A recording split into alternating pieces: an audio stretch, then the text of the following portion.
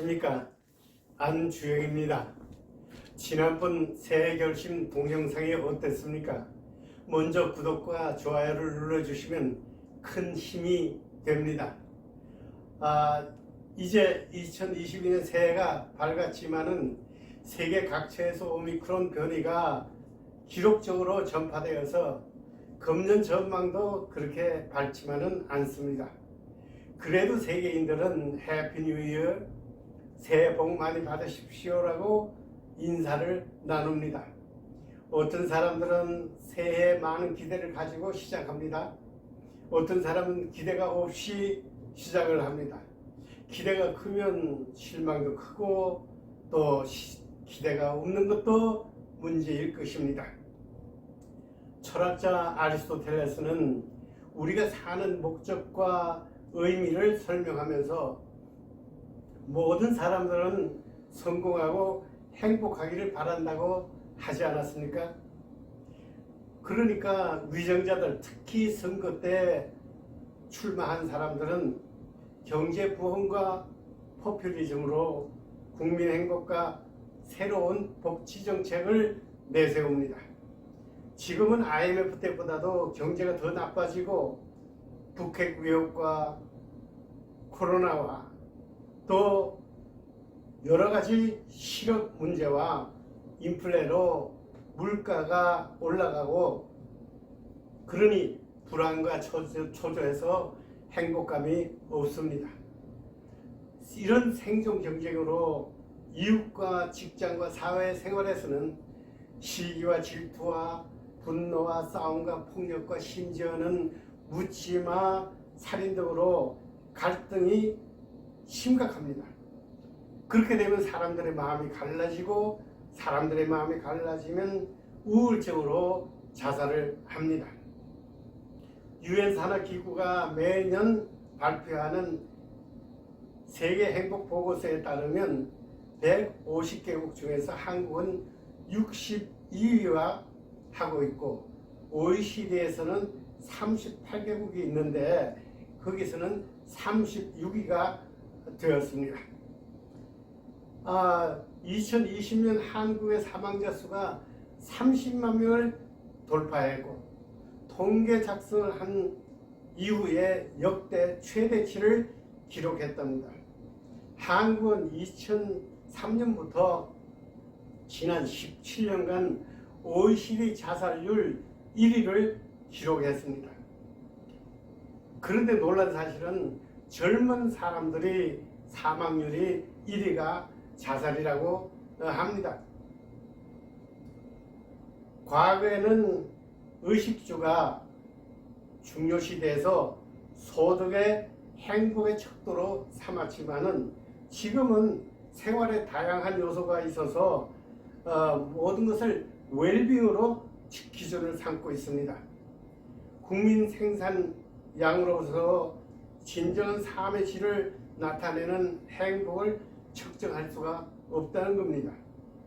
이번 행복도 조사에서 21년도에만을 기준으로 했을 때 한국은 95개국 중에서 50위에 머물렀고 2018년에서 2020년 사이에 3년을 합산한 순위는 149개국 가운데 62위를 기록했습니다.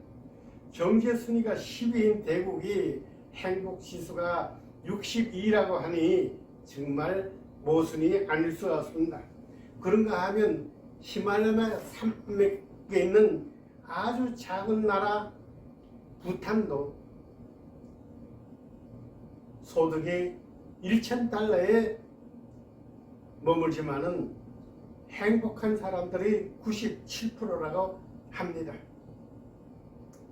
그래서 경제가 성장한다고 국민이 더 행복하지 않다고 이슬림 교수가 이론을 내세웠습니다. 그렇다면 과연 행복이 무엇입니까? 무엇이 행복을 가져옵니까? 과연 행복한 사람은 어떤 사람인가?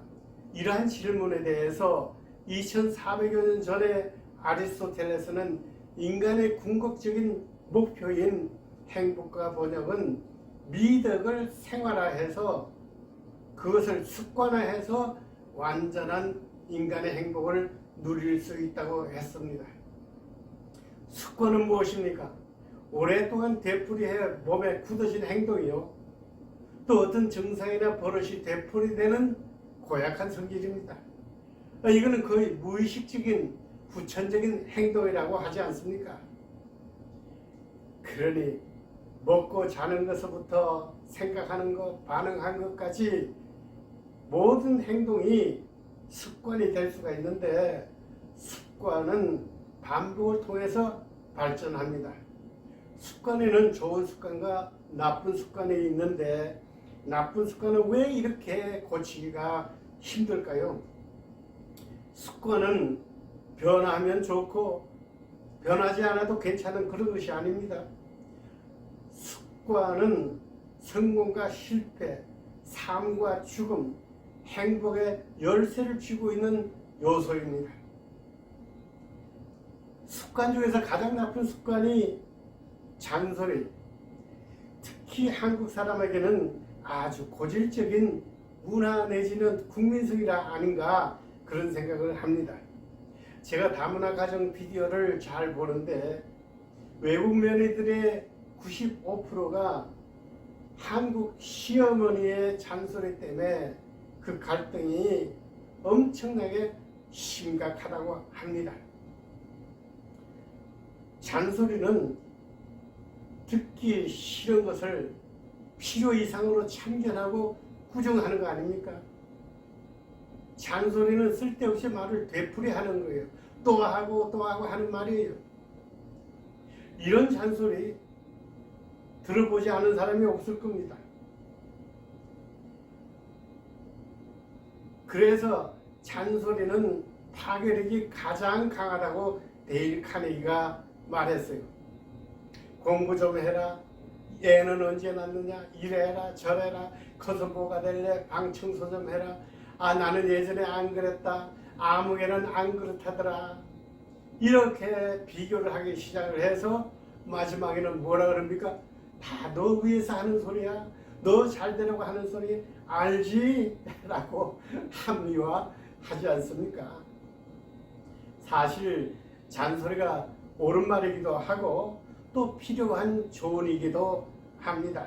그런데 문제는 깨진 레코드판처럼 반복하기 때문에 상대가 듣기도 싫고 효과도 없는 걸 우리 모두가 잘 압니다. 그러니 오직하면 잔소리라는 영화도 있고 잔소리 노래가 유행했겠습니까? 아, 여기 잔소리 노래의 가사를 한번 여러분 보세요. 늦게 다니지 좀 마. 술은 좀 멀리해. 10살짜리 애처럼 왜 말을 안 듣니? 정말 웃음만 나온다. 누가 누굴 보고 아이라고 하는지 정말 웃음만 나와. 싫은 얘기 하게 되는 내 마음을 몰라. 좋은 얘기만 나누고 싶은 내 마음을 몰라. 그만할까? 그만하자. 하나부터 10까지 다 널 위한 소리 아니야? 내 말 듣지 않는 너에게 뻔한 소리. 그만하자. 그만해. 야, 한국에서 25,000여 명의 사람들이 저의 강의를 거쳐 나갔는데 여기 보시다시피 애기 엄마들이 아이들을 데리고 공부했습니다. 근데 1시간, 2시간 공부하는 것이 아니라 이불을 깔아놓고 40시간 과정을 참여하는 이유가 있습니다. 자녀 교육을 정부나 학교가 해결해 준다고 믿는 사람은 없기 때문이죠. 내 자녀 양육은 부모가 먼저 변해야지 된다는 확신을 가지고 있기 때문입니다. 여러분에게 도전이 되기를 바랍니다. 어떤 40대 초반 주부가 5살짜리 아이가 있었는데 말만 하면 귀가 아프다고 귀를 막았습니다. 이비인후과에 가봐도 아무 이상이 없다는 거예요. 그런데 어느 날 유치원에서 돌아온 아이가 귀가 아프다는 말을 하지를 않기에 유치원에 가서 그 새로 바뀐 이유가 무엇인지를 깨달았다고 합니다. 아하, 이걸 나도 배워야지. 그래서 그 어머니가 저한테 찾아와서 자녀에게 잔소리하던 습관을 고치기만 한 것이 아니라 30여 년간 자기 아버지와 그 원수같이 지내던 관계도 회복되었다고 합니다. 또 그런데 본인뿐만 아니라 옆에서 지켜보던 형제들이 아버지와의 관계도 회복되었습니다. 잔소리가 누구에게나 나쁘다는 것을 알지만은 고칠 수 없는데 한순간에 아하 이렇게 해서 생각이 바뀌고 전문가의 도움을 받아야 해결이 되고 수십 년 묵은 집안의 고질병이 고쳐졌다고 하면 여러분은 어떻게 생각하십니까?